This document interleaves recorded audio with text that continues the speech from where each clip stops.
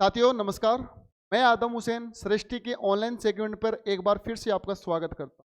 दोस्तों, अपनों ने फर्स्ट ग्रेड के फर्स्ट पेपर की सीरीज शुरू की थी मैथ रीजनिंग व सांख्यिकी। मैथ की अपनी 4 क्लास हो चुकी है, आज अपनी 5वीं क्लास है। इसके अंदर अपन संख्याओं के बारे में चर्चा कर रहे हैं। अपनी संख्याएं प्राकृत संख्याएं, पूर्ण संख्याएं, पूर्णांक, प्रेम्य, अप्रेम्य, काफ़ी सारी संख्याएं अपने डिस्कस कर ली थी। आज अपन नई संख्याएं के बारे में डिस्कस करेंगे, संख्याएं कौन सी है। देखिए दोस्तों, अपन शुरू करते हैं नई संख्या। अपनों ने 5-6 संख्या डिस्कस कर ली। अगली संख्या है अपनी भाज्य संख्या। भाज्य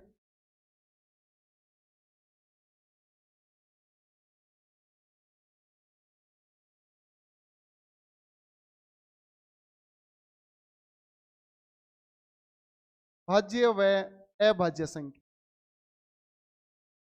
भाज्य व अभाज्य संख्या कि भाज्य संख्याएं कौन सी होती है और अभाज्य संख्याएं कौन सी होती है। अपन सबसे पहले विस्तार पूर्वक भाज्य संख्या के बारे में देख लेते हैं कि भाज्य संख्याएं कौन कौन सी होती हैं। देखिए दोस्तों, भाज्य संख्या की हेडिंग डालो सभी बच्चे। भाज्य संख्याएं किसको बोलते हैं? भाज्य संख्या को अपन क्या बोल सकते हैं? भाज्य संख्या का दूसरा नाम अपन यौगिक संख्याएं बोल सकते हैं, अपन संयुक्त संख्याएं बोल सकते हैं। अगर मैं इसको इंग्लिश में बोलूँ तो इसको अपन कंपोजिट नंबर बोल सकते हैं। देखिए, इसके कई नाम हैं भाज्य संख्या के। तो अपन संयुक्त संख्या बोल सकते हैं, संयुक्त संख्या को अपन यौगिक संख्या बोल सकते हैं, और अगर मैं इसको इंग्लिश में बोलूं तो अपन इसको कंपोजिट नंबर क्या बोलते हैं? कंपोजिट नंबर बोलते हैं। अब इसको कंपोजिट नंबर बोलते हैं। भाज्य संख्या के अंदर होता क्या है वो देखिए दोस्तों। भाज्य संख्या को किसको भाज्य संख्या बोलेंगे अपन? भाज्य संख्या वे संख्याएं होती है जिसके 2 से अधिक गुणनखंड होते हैं, कि 2 से अधिक फैक्टर होते हैं। More than 2 factor is known as a composite number. अब भाज्य संख्या में क्या होती है? ऐसी संख्याएं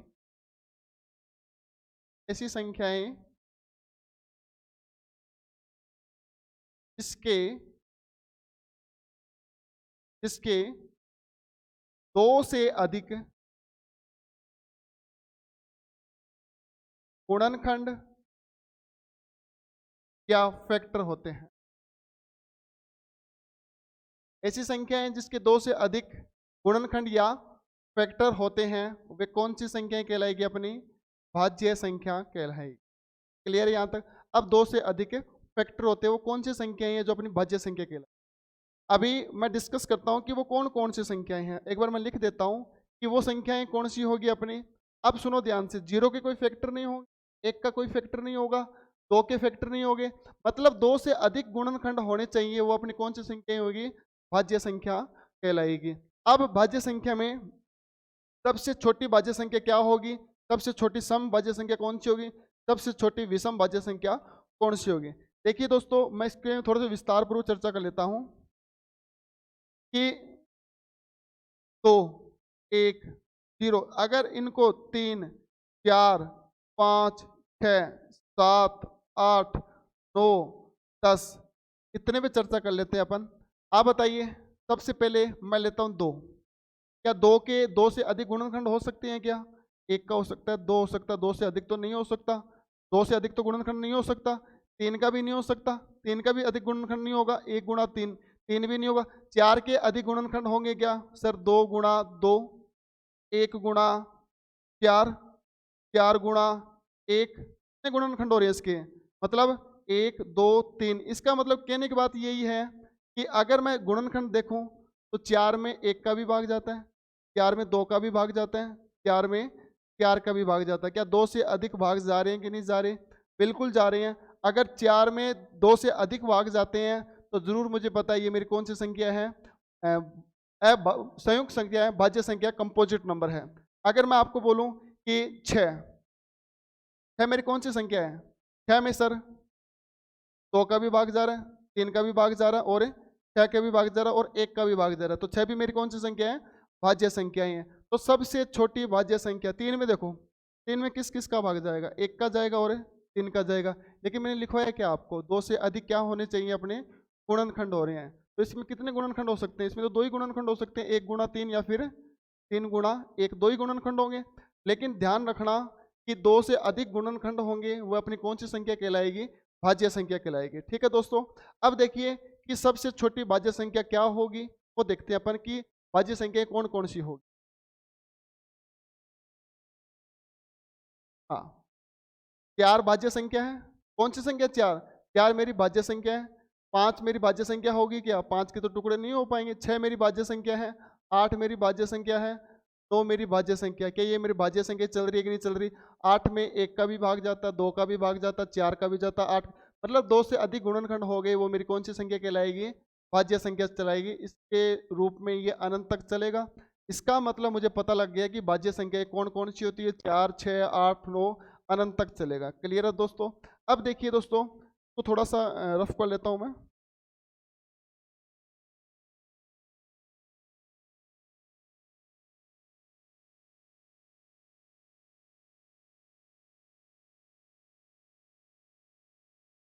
अब देखिए, सबसे पहला सवाल, सवाल बोलेगा आपको एग्जाम के अंदर कि सबसे छोटी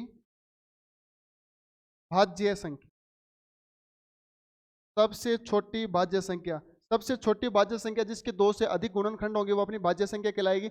सबसे छोटी भाज्य संख्या अपनी क्या होगी? 4 होगी। सबसे छोटी भाज्य संख्या अपनी क्या होगी? 4 होगी।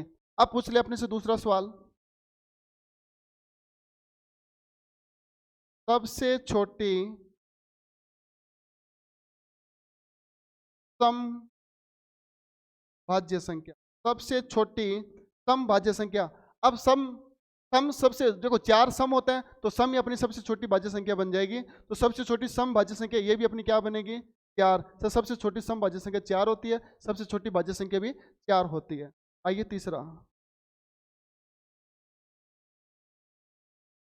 सबसे छोटी विषम भाज्य संख्या, मतलब 2 से अधिक गुणनखंड होने चाहिए। सबसे छोटी विषम भाज्य संख्या अपनी क्या होगी? 9 होगी। क्या होगी? सबसे छोटी विषम भाज्य संख्या अपनी 9 होगी। ठीक है दोस्तों। अब अपन चौथा पॉइंट देखते हैं। भी चौथे पॉइंट में क्या सवाल पूछ सकता हूँ आपसे? आपसे पूछेगा 1 से 100 तक कुल, 1 से 100 तक कुल भाज्य संख्याएं, 1 से 100 तक कुल भाज्य संख्याएं क्या होगी? तो अपन ध्यान रखना, अगर 1 से 100 तक पूछे तो सदैव ध्यान रखना, सदैव अपनी 74 भाज्य संख्याएं होंगी। आप काउंट कर सकते हो। तो 1 से 100 तक कुल भाज्य संख्या अपनी कितनी होगी? 74 होगी। तो ये 4 क्वेश्चन यहाँ से इंपॉर्टेंट बनते हैं अपने, कि सबसे छोटी भाज्य संख्या 4 बनेगी, सबसे छोटी सम भाज्य संख्या 4 बनेगी, सबसे छोटी विषम भाज्य संख्या 9 बनेगी, और 1 से 100 तक कुल भाज्य संख्या कितनी बनेगी?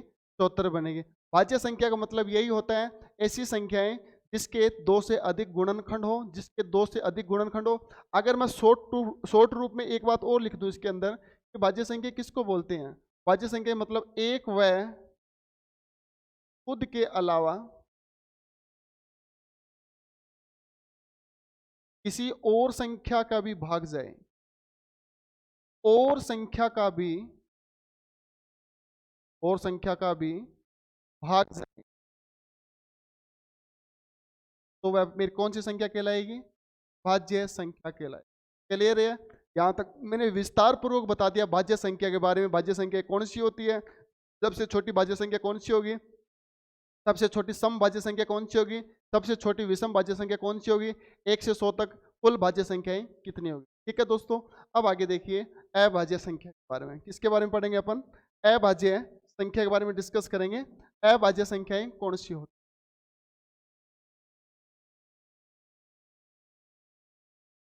अभाज्य संख्या, अभाज्य संख्याओं को इंग्लिश में क्या बोलते हैं? वो अभाज्य संख्याएं क्या होती है, इसको इंग्लिश में अपन, हिंदी में इसका दूसरा रूप बोल सकते हैं अपन रूढ़ संख्याएं। कौन सी संख्याएं? रूढ़ संख्याएं। इसको अपन रूढ़ संख्याएं बोल सकते हैं, इसको अपन अग्र संख्याएं बोल सकते हैं, और इंग्लिश में बोलेंगे इसको अपन प्राइम नंबर। कौन से नंबर? प्राइम नंबर बोलेंगे अपन, प्राइम नंबर।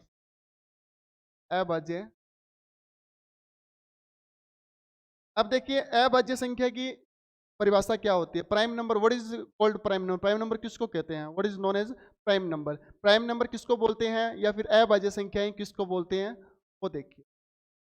अभाज्य संख्याओं का मतलब यही होता है जिसके गुणनखंड नहीं होना, मतलब बड़ी बड़ी बातों में अपन ये बोल सकते हैं खुद व एक के अलावा अन्य संख्या का भाग न जाए, वो अपनी सारी की सारी अभाज्य संख्या, वो अपनी कौन सी संख्या कहलाएगी? वो अपनी प्राइम नंबर कहलाएगी। क्लियर है यहाँ तक? देखिए की परिभाषा लिखते हैं अपन, एक व खुद के अलावा किसी और संख्या का, एक व खुद के अलावा किसी और संख्या का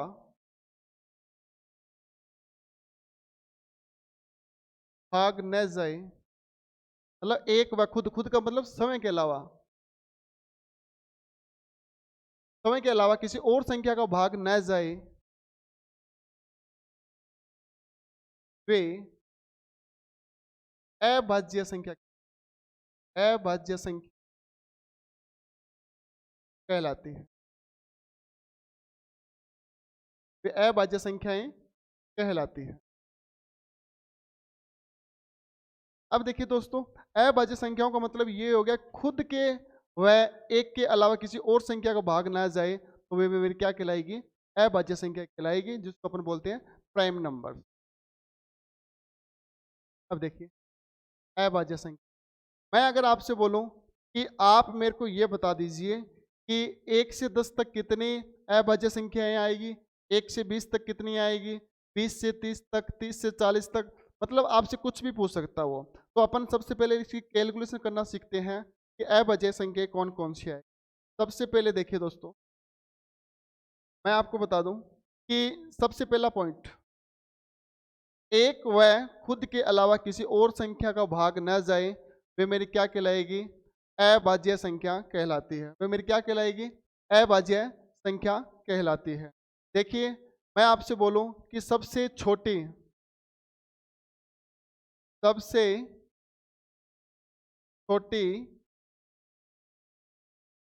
अभाज्य संख्या क्या होगी? सबसे छोटी अभाज्य संख्या क्या होगी? तो सबसे छोटी अभाज्य संख्या मेरी क्या होगी? सबसे छोटी अभाज्य मेरी संख्या होगी 2। क्या होगी? 2 होगी मेरी सबसे छोटी अभाज्य संख्या। दूसरा पॉइंट, सबसे छोटी सम अभाज्य संख्या, सबसे छोटी सम अभाज्य संख्या क्या होगी? वो भी मेरी क्या कहलाएगी? 2 कहलाएगी। 3 नंबर पॉइंट, सबसे छोटी, अगर मैं बोलूं विषम अभाज्य संख्या, सबसे छोटी विषम अभाज्य संख्या, वो मेरी क्या कहलाएगी? 3 कहलाएगी। वो मेरी क्या कहलाएगी? 3 कहलाएगी। अब देखिए दोस्तों, अभाज्य संख्या के अंदर अपन ने 3 बातें डिस्कस कर ली। अब मैं आपको बताता हूं एक इंपॉर्टेंट पॉइंट के बारे में। वो कौन सा पॉइंट है? 4 नंबर पॉइंट, एक न तो भाज्य संख्या है, वह न ही अभाज्य संख्या। तो स्पेशलिस्ट में लिख लेना कि एक न तो भाज्य संख्या है, वह न ही अभाज्य संख्या। एक न तो भाज्य संख्या है, वह न ही अभाज्य संख्या है। ठीक है दोस्तों, अब अपन डिस्कस करते हैं कि भी 1 से लेकर 100 तक कुल अभाज्य संख्या कितनी आएगी, 1 से 10 तक अभाज्य संख्या कितनी आएगी, 10 से 20 तक। ये सवाल एग्जाम में आरपीएससी का सबसे फेवरेट सवाल है। यहाँ से सवाल घुमा घुमा के पूछता आपसे, 1 से 50 तक अभाज्य बता दो, 1 से 10 तक अभाज्य बता दो, मतलब वो अपने को डायरेक्ट पूछ सकता है। तो अपने को ध्यान रखना है कि अपन इस सवाल को किस तरीके से सॉल्व करेंगे।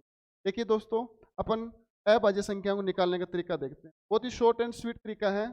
तो अपन कैलकुलेट करते हैं अभाज्य संख्याओं की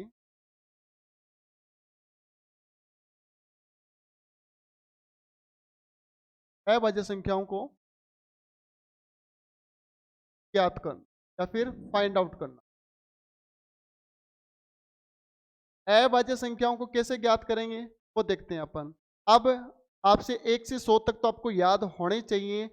1 से 10 तक अभाज्य कितनी होती है, 1 से 20 तक कितनी होती है, वो अपन डिटेल से डिस्कस करते हुए चलेंगे। देखिए दोस्तों, सबसे पहले अपने को इसमें छोटी सी सारणी बनानी पड़ेगी, मतलब कुछ भी नहीं है, जिस तरीके से अपन फोन नंबर याद करते हैं उसी तरीके से अपने को 7-8 संख्या याद करनी है, वो अपनी याद हो जाएगी। और अपने को याद करना भी पड़ेगा। क्यों करना पड़ेगा? क्योंकि अगर अपने को सिलेक्शन लेना है तो अपने को वो संख्या याद करनी पड़ेगी, किसी ना किसी वे के अंदर उसको याद करना चाहिए। और जरूरी है याद करना। यहाँ से अगर एक सवाल आ गया ना तो वो 2 नंबर का है, अगर गलत हो गया तो वो 2.5 नंबर का है। देखिए,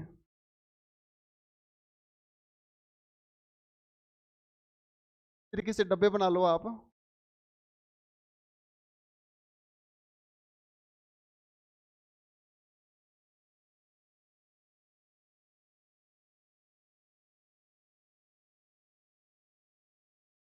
आपको इस डब्बे में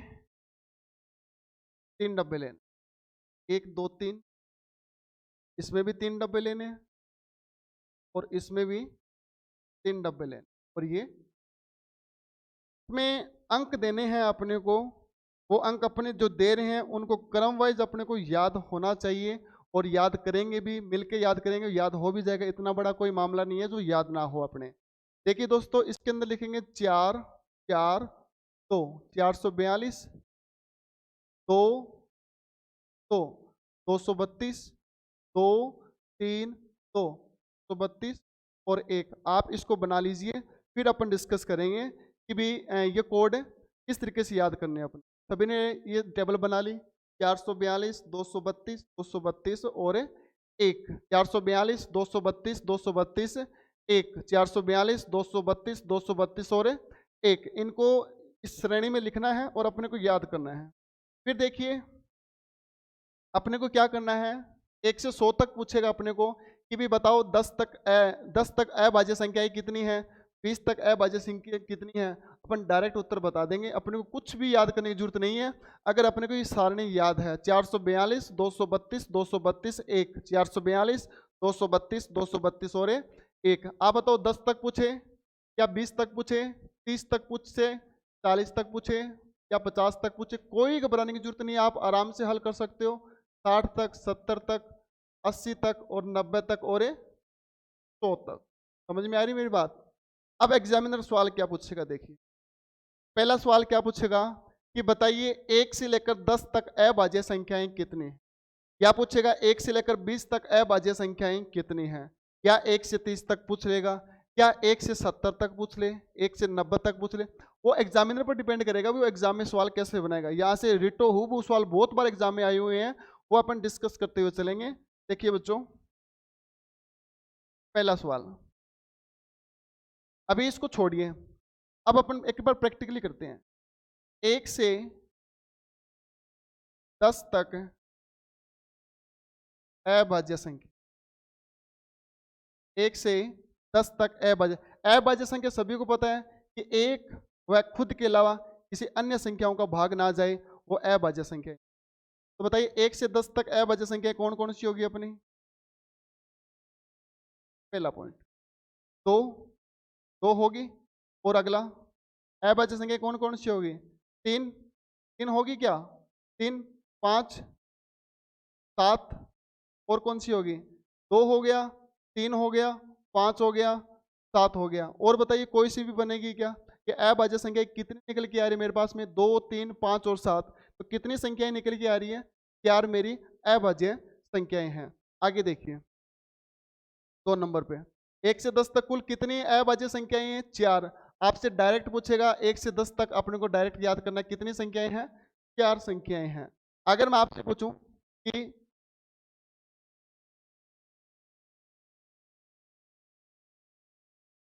हाँ 10 से 20 तक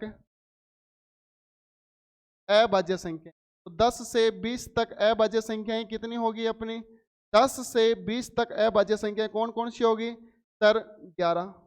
11 के बाद 12 नहीं होगा, फिर 13 होगा, 13 के बाद 14 नहीं होगा, 14 नहीं होगा, 15 नहीं होगा, 16 नहीं होगा, 17 होगा, 17 के बाद 18 नहीं होगा, फिर क्या होगा? 19 होगा। बताइए 10 से 20 तक अभाज्य संख्या कितनी आ रही है? फिर 4 आ रही है, 1 2 3 4। अगर 1 से 10 तक पूछे तो भी 4 आ रही है, 2, 3, 5 और 7। फिर अपन डिस्कस करते हैं आगे 3 नंबर पॉइंट पे।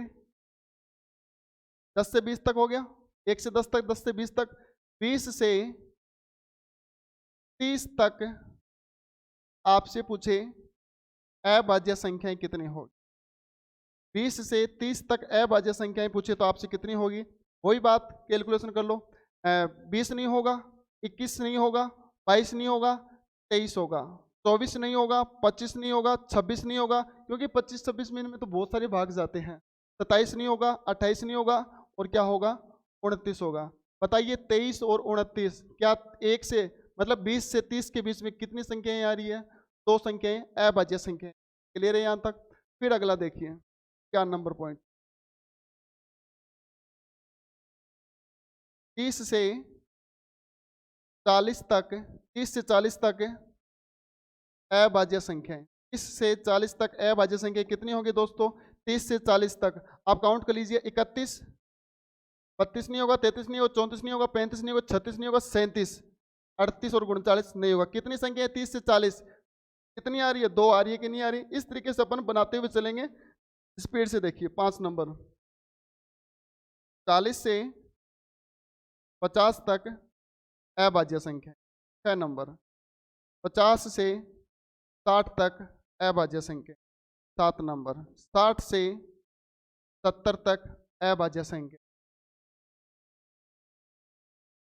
70 से 80 तक अभाज्य संख्या। 80 से 90 तक अभाज्य संख्या। 90 से 100 तक अभाज्य संख्या। स्पीड से बता दो फटाफट क्या बनेगा इसका। आप बताइए 30 से 40 तक, 30 से 40 तक कितनी संख्याएं बनेगी। 30 से 40 तक वो तो अपने निकाल लिया, 30 से 40 तक 2 संख्याएं बनेगी। अच्छा 40 से 50 तक, 40 से 50 तक कितनी संख्याएं बनेगी, 3 बनेगी। 41 बनेगा, 42 नहीं बनेगा, 43 बनेगा और 47 बनेगा। 41, 42 नहीं बनेगा, 43 बनेगा, 44 नहीं बनेगा, 45 नहीं बनेगा, 46 नहीं बनेगा, 47 बनेगा। कितनी संख्याएं आ रही है, 3 संख्याएं हैं। 40 से 50 तक 3, 50 से 60 तक कितनी संख्याएं बनेगी, 50 से 60 तक कितनी संख्याएं बनेगी, तो निकाल लेना कौन कौन सी बनेगी। 60 से 70 तक कितनी संख्याएं बनेगी, 2 संख्याएं बनेगी। 70 से 80 तक, 70 से 80 तक कितनी संख्याएं बनेगी, 3 संख्याएं बनेगी। 80 से 90 तक कितनी संख्याएं बनेगी, 2 संख्याएं बनेगी। 90 से 100 तक कितनी संख्याएं बनेगी, 1 संख्याएं बनेगी। इस तरीके से अपने को पूरा सवाल कहीं से पूछ लिए, बीच से पूछ लिए, आगे से, आप आराम से कर सकते हैं इन सवालों को। अब काउंट करते हैं कि कुल अभाज्य संख्याएं निकल के कितनी आई है, कुल अभाज्य संख्याएं निकल के कितनी आई है। देखिए 3, 2, 5 और 1 6, 6, 2, 8, 2, 10, 11, 12, 13, 14, 15, 16, 17, 18, 19, 20, 21, 22, 23, 24, 25। अपनों ने इतनी मेहनत के बाद में एक सवाल बनाया है कि बताइए 1 से 100 तक कुल अभाज्य संख्या कितनी निकलेगी। 1 से 100 के बीच में कुल अभाज्य संख्याएं कितनी निकलेगी। यहाँ से एक आरपीएससी का फेवरेट सवाल निकल के आ चुका है कि बताइए 1 से 100 तक, 1 से 100 तक के बीच में कुल अभाज्य संख्याएं कितनी होगी। कुल अभाज्य संख्या कितनी होगी दोस्तों, वो होगी अपनी 25 होगी। इसको डायरेक्ट याद कर लेना कि 1 से 100 तक अभाज्य संख्याएं सदैव 25 होगी। क्लियर है यहाँ तक। अभाज्य संख्या कितनी होगी, 25 होगी। ठीक है। अब आपसे सवाल कैसे पूछेगा आरपीएससी, वो देखिए। आपसे पूछे, सुनो ध्यान से,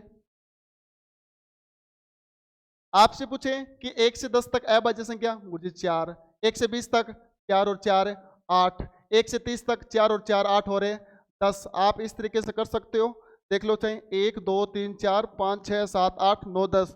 बताओ 1 से 30 तक, 1 से 30 तक कितनी संख्याएं बनेगी। 1 से 30 तक 4 4 8 और 2 10। आप डायरेक्ट निकाल सकते हो। सर 1 से लेकर 50 तक बता दो, स्पीड से बता दो। 50 तक 4 4 8 8 2 10, 10 और 2 12 और 3 15 संख्याएं बनेगी 1 से 50 तक अभाज्य संख्या। क्लियर है दोस्तों। इस तरीके से आप कहीं से भी पूछ सकते हो। आपसे पूछ ले कि 70 से 80 की अभाज्य संख्या कितनी है।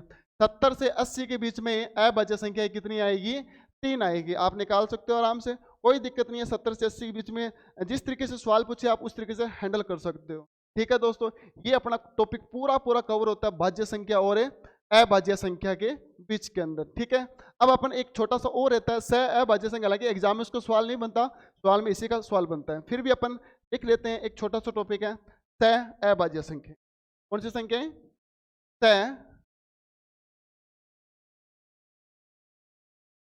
अभाज्य संख्या। आपको अभाज्य संख्याओं के बारे में पता लग ही गया होगा। स अभाज्य संख्याएं कौन सी होती है?